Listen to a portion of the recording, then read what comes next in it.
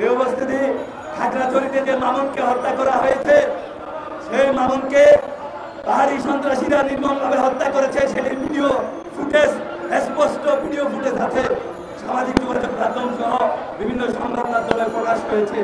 কিন্তু একটি কুচুক্তি মহল সেই হত্যাকাণ্ডকে চোর আখ্যায়িত দিচ্ছে। একটি কুচুক্তি মহল সেটি রাজনৈতিকভাবে অন্য একটি রাজনৈতিক দলকে ফাঁসানোর জন্য সেখানে চেষ্টা করছে। এই উপস্থিতি কিন্তু মামুনকে হত্যা করেছে উপজাতি সন্ত্রাসীরা, সেটির স্পষ্ট ভিডিও আছে। এই ঘটনাকে কেন্দ্র করে মামুনকে যখন হত্যা করা হয়, মামুনের লাশ নিয়ে যখন দাফনের উদ্দেশ্যে যাওয়া হয়, সেই দাফনের উদ্দেশ্যে যাওয়ার আত্মীয় স্বজন পারাপত্সির উপরও পাহাড়ি সন্ত্রাসীরা হামলা করেছে। সেখানে মার্বেল, ইট পাটকেল দিয়ে এবং গুলিও ফুটানো হয়েছে, তাদের স্বজনদের উপর হামলা করা হয়েছে। সংগ্রামী ভাইরা, এরপরে যখন দিঘিনালায় সাধারণ ছাত্ররা এর প্রতিবাদ জানাচ্ছে যে মামুনকে কেন হত্যা করা হয়েছে, মামুনের লাশ দিয়ে যাওয়ার সময় কেন পাহাড়ি সন্ত্রাসীরা হামলা করা হয়েছে, সেই দিঘিনালায় ছাত্রদের উপর ইউপিডিএফ গুলি করেছে। সেই লালমা স্কোয়ার যে বাজারে প্রোগ্রাম হচ্ছিল, সমাবেশ হচ্ছিল, সেটি পাহাড়ি অধ্যুষিত অঞ্চল, বাঙালিদের অধ্যুষিত এলাকা ছিল বোয়ালখালী। সেই লালমা স্কোয়ারে পাহাড়ি সন্ত্রাসীরা হামলা চালিয়ে সেখানে তারা একটি অস্থিতিশীল পরিবেশ সৃষ্টি করেছে, বাঙালিদের দোকানে আগুন দিয়েছে। এরপরে যখন বাঙালিরা প্রতিরোধ করে, তখন সেটি বাঙালিদের দোষ হিসেবে দেখানো হয়। সংগ্রামী উপস্থিতি, এই ঘটনাকে কেন্দ্র করে রাঙ্গামাটিতে 19 তারিখে পাহাড়িরা রাতের 11টায় ঘোষণা দিয়েছে আগামীকাল রাঙ্গামাটিতে আমরা বিক্ষোভ মিছিল করব 20 তারিখে। এবং সেই মিছিল থেকে তারা যেখানে ঘোষণা দেয়, সেখানে তারা বলেছে স্পষ্টভাবে আপনারা আগামীকাল শারীরিক এবং মানসিক প্রস্তুতি নিয়ে আসবেন। এবং তারা সকাল 8টায় রাঙ্গামাটি জিপমিউজিয়াম মাঠে জড়ো হয়। সেই 8টায় জড়ো হয়ে 5 থেকে 7,000 পাহাড়ি সন্ত্রাসীরা জড়ো হয়। তারা মিছিল নিয়ে আস্তে আস্তে বাঙালিদের গাড়ি ঘোড়া দোকানপাট ভাঙচুর করে এবং লুটপাট করে এবং বনরূপায় এসে সকাল 9:45 বনরূপা রাঙ্গামাটি শহরের বনরূপায় বাঙালিদের দোকানপাট ব্যাপক ভাঙচুর করে, 3 কোটি টাকার উপরে লুটপাট করে, মসজিদ ভাঙচুর করে, পুলিশ বক্স ভাঙচুর করে। এরপরে যখন সেখানকার দোকানদাররা এবং পরিবহনের গাড়ি চালকরা যখন এটি প্রতিরোধ করতে যায়, তখন সেখানে একটি ম্যাসাকার অবস্থা সৃষ্টি হয়। কিন্তু আপনাদেরকে স্পষ্টভাবে একটি কথা বলতে চাই, এই কথাটি আমি তুলে ধরেছি এই জন্যই, সর্বপ্রথম প্রত্যেকটি ঘটনায় উস্কানিদাতা পাহাড়ি সন্ত্রাসীরা, তারাই সর্বপ্রথম বাঙালিদের উপর হামলা করে, বাঙালিদের উপর নির্যাতন করে, বাঙালিদের দোকানপাট চালিয়ে দেয়, বাঙালিদের গাড়ি ঘোড়া ভাঙচুর করে, বাঙালিদের বসতঘর পুড়িয়ে দেয়। কিন্তু এটি মিডিয়া সহ এমনভাবে উপস্থাপন করা হয় যে বাঙালিরা নাকি আগে তাদের উপর হামলা করে। এটি সম্পূর্ণ ভুল। আপনারা তদন্ত করুন, আপনারা দেখুন, সর্বপ্রথম বাঙালিদের উপরই প্রত্যেকটি ঘটনায় তারা হামলা করে। আজকে তারা পাহাড়কে নিয়ে আলাদা করার একটি ষড়যন্ত্র করছে। তারা আদিবাসী দাবি তুলে পার্বত্য চট্টগ্রামকে আলাদা করতে চায়। তারা বাংলার শেষ নবাবের আমলে এই অঞ্চলে এসেছে। বাংলার শেষ নবাবের আমলে এসে যে সিরাজউদ্দৌলা, উনি তো বাংলার নবাব ছিল, তার আমলে এসে পাহাড়িরা কিভাবে আদিবাসী দাবি করে? এইখানে আদিবাসী দাবি যদি করে, আদিবাসী হবে বাঙালিরা, পাহাড়িরা আদিবাসী নয়। তারা আদিবাসী দাবির মাধ্যমে আইএলও কনভেনশনের 5টি সুবিধা নিয়ে পার্বত্য চট্টগ্রামকে আলাদা করতে চায়। সংগ্রামী উপস্থিতি, আপনাদের আরেকটি কথা বলতে চাই, পার্বত্য চট্টগ্রামে যারা ষড়যন্ত্র করছে, এই ষড়যন্ত্রকারীদের মধ্যে অন্যতম রাঙ্গামাটি সার্কেল সিদ্ধাবাসী চায় এবং তার সহধর্মিনী ইয়ানিয়ান পাহাড়ে ইউপিডিএফ উস্কানি দিয়ে এই দাঙ্গা হাঙ্গামা সৃষ্টি করেছে, পাহাড়কে অস্থিতিশীল করছে। সংগ্রামী উপস্থিতি, আপনাদেরকে আমি এই ষড়যন্ত্র সম্পর্কে সঠিক তথ্য তুলে ধরার জন্য বিনীত আবেদন জানাচ্ছি এবং বাঙালিদেরকে যে হামলা নির্যাতন করছে, আমরা পাহাড়ের বাঙালিরা নিরাপত্তা চাই, আমরা শান্তিতে বসবাস করতে চাই। পাহাড়ের সার্বভৌমত্ব রক্ষায়, বাঙালিদের রক্ষায় এবং সমস্ত যে উপজাতি ভাইয়েরা রয়েছে, চাকমা ছাড়া অন্যান্য নিগোষ্ঠী, সবার নিরাপত্তার প্রয়োজন আছে, কারণ চাকমারা সবার উপর নির্যাতন করে। তাই পাহাড়ে সকলের নিরাপত্তায়, দেশের সার্বভৌমত্ব রক্ষায় অবিলম্বে সেখানে প্রত্যারিত যে 238টি সেনা ক্যাম্প, সেই সেনা ক্যাম্প পুনঃস্থাপন করার জোর দাবি জানাচ্ছি। আল্লাহ হাফেজ, আসসালামু আলাইকুম। বক্তব্য রাখবেন আমাদের নেত্রী রামগড়ের সালমা সালমাকে 1 মিনিট বক্তব্য রাখার জন্য সবাই অনুরোধ করছি। সালমা 1 মিনিট বক্তব্য রাখবেন। অনেকে ফুটেজ নিতে পারছেন না, ওনাদেরকে একটু নিচে নামার তাড়াতাড়ি জন্য। এদিকে আসেন, এদিকে আসেন না আপনি। আসাদ ভাই একটু সময় দেন, ওনাদেরকে একটু নিচে নামার জন্য। ফুটেজ নিতে পারছেন না অনেকে। একটু নিচে নামার জন্য নিচে নামতে হবে।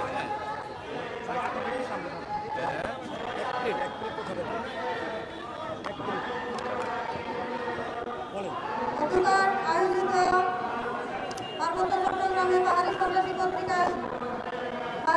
কর্তৃক বাঙালির উপর নির্যাতনের প্রতিবাদ ও বিক্ষোভ অনুষ্ঠিত হওয়ার নাগরিক পরিষদের, মহিলা পরিষদের, ছাত্র পরিষদের সকল নেতৃবৃন্দ সকলে সালাম গ্রহণ করবেন। আসসালামু আলাইকুম।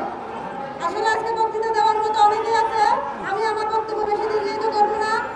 আমি খুব সংক্ষিপ্ত কটা দাবি তুলে ধরবো। সেটা হচ্ছে আমাদের বাংলাদেশের 64টা জেলা, 64টা জেলার মধ্যে আমাদের 3 পার্বত্য জেলার মধ্যে আলাদা সংবিধান কেন থাকবে? আমরা 64 জেলার সংবিধান যেন বাকি 61 জেলার সংবিধান যে এরকম চলে, আমাদের ওই 3 জেলার জন্য একই সংবিধানে চলে, সেই আহ্বান করবো প্রধান উপদেষ্টার নিকট। দ্বিতীয়ত, ওনারা যে পার্বত্য কোটার কথা বলতে, পাহাড়ি কোটার কথা বলতেছে, আমরা কোটার বিরুদ্ধে নয়, আমরা পার্বত্য কোটার পক্ষে। পার্বত্য কোটা দেন, যার সুযোগ যেন আমরা পাহাড়ি বাঙালি কোনো ভেদাভেদ নাই, আমরা বাঙালি হিসেবে যেন পার্বত্য কোটা ভোগ করতে পারি। আমাদের সন্ত্রাসী কর্তৃক যেসব বাঙালিদের উপর যেসব নির্যাতন করা হচ্ছে, অনেক সুশীল ঢাকা শহরে বসে বসে ওগুলো কেন উস্কানি দিচ্ছেন? আপনারা পাহাড়িদের গুলো এত মর্মান্তিকভাবে আপনারা বর্ণনা দিচ্ছেন। আপনারা আমাদের বাঙালির হৃদয়ের স্পন্দন কেন বুঝেন না? আমাদের মনের কথা কেন বুঝেন না? অনতির বিলম্বে পুরো সেনাবাহিনীর যেসব ক্যাম্পগুলো প্রত্যাহার করা হয়েছে, সেসব ক্যাম্পগুলোর আমরা প্রতিস্থাপন চাই। আল্লাহ হাফেজ। আসসালামু আলাইকুম। ধন্যবাদ। বক্তব্য রাখবেন বান্দরবনের হোটেল মোটেলের সমিতির সম্মানিত সাধারণ সম্পাদক জনাব জসিম ভাই। বক্তব্য রাখবেন জসিম ভাই। সম্মানিত উপস্থিতি, আসসালামু আলাইকুম। আপনার পার্বত্য চট্টগ্রামে বসবাসকারী সকল সম্প্রদায়ে আমরা সম্প্রীতি বিশ্বাস করি। এটা বাংলাদেশের এক দশমাংশ অংশ। এখানে যেমন বাঙালিরা বসবাস করবে, পাশাপাশি আমাদের পাহাড়ি জনগোষ্ঠী বসবাস করবে। কিন্তু বিগত দিনে আমাদের যে রাজনৈতিক দলগুলো ক্ষমতা ছিলেন, ওনারা কিন্তু বারবার এই পার্বত্য চট্টগ্রাম দিকে অবজ্ঞা করেছেন, অবহেলা করেছেন। শান্তি চুক্তি পরবর্তীতে পার্বত্য চট্টগ্রাম রিজিওনাল সংকটগুলোকে নিরসন না করে সকলে ক্ষমতা থেকে কোনো রকম দিন অতিবাদ করার চেষ্টা করেছেন। প্রিয় উপস্থিতি, আপনারা জানেন গত কয়েকদিন যাবৎ পার্বত্য চট্টগ্রাম চলমান সংকটের কারণে আমাদের পার্শ্ববর্তী ভারতের চাকমা সম্প্রদায় আজকে আমাদের প্রধান উপদেষ্টাকে নিউ ইয়র্কে ভারতের নরেন্দ্র মোদীর সাথে মিটিং করার জন্য স্মারকলিপি প্রদান করেছেন। এখানে বুঝতে হবে, এই পার্বত্য চট্টগ্রাম বসবাসকারী আমরা সকল সম্প্রদায়, আমরা এটার জন্য উৎসাহী না এবং এটা করতে চাই না। কিন্তু আন্তর্জাতিক ষড়যন্ত্র আমাদেরকে বারবার এই সমস্যার মধ্যে সংকটের মধ্যে ফেলে দেয়। আমি চাই আগামী দিনে পার্বত্য চট্টগ্রামে পাহাড়ি বাঙালি আমরা সম্প্রীতির মধ্যে বসবাস করব। বর্তমান সরকার পাহাড়ের সংকট নিরসনের জন্য বিহিত পদক্ষেপ গ্রহণ করবেন এবং শান্তি চুক্তির কিছু সাংঘর্ষিক ধারা যেগুলো আমাদের বিপক্ষে অবস্থান করছে, ক্ষুদ্র ক্ষুদ্র উপজাতির বিপক্ষে অবস্থান করতেছে, সে ধারাগুলো সংশোধনের দাবি জানাচ্ছি। এই বলে আমার বক্তব্য আমি শেষ করছি। সবাইকে ধন্যবাদ। আসসালামু আলাইকুম। ধন্যবাদ। বক্তব্য রাখবেন পার্বত্য নিউজের সম্মানিত সম্পাদক জনাব মেহেদী হাসান পলাশ ভাই। বক্তব্য রাখবেন জনাব মেহেদী হাসান পলাশ ভাই।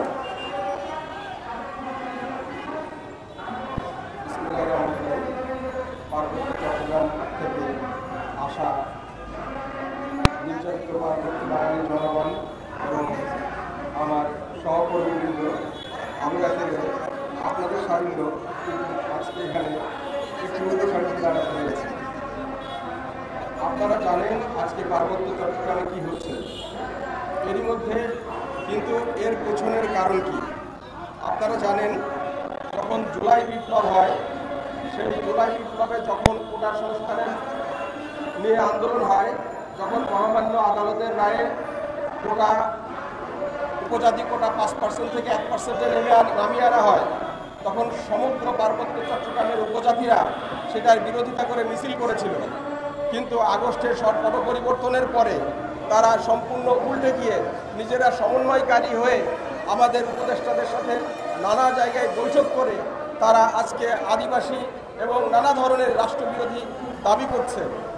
আজকে দেখেন যে এই ফ্যাসিস্ট সরকার পালিয়ে যাওয়ার পরে সারা দেশে তাদের নেতাকর্মীরা গ্রেপ্তার হলেও পার্বত্য চট্টগ্রামে এই ফ্যাসিস্ট সরকারের একজন নেতাকর্মীকে আটক করা হয়নি।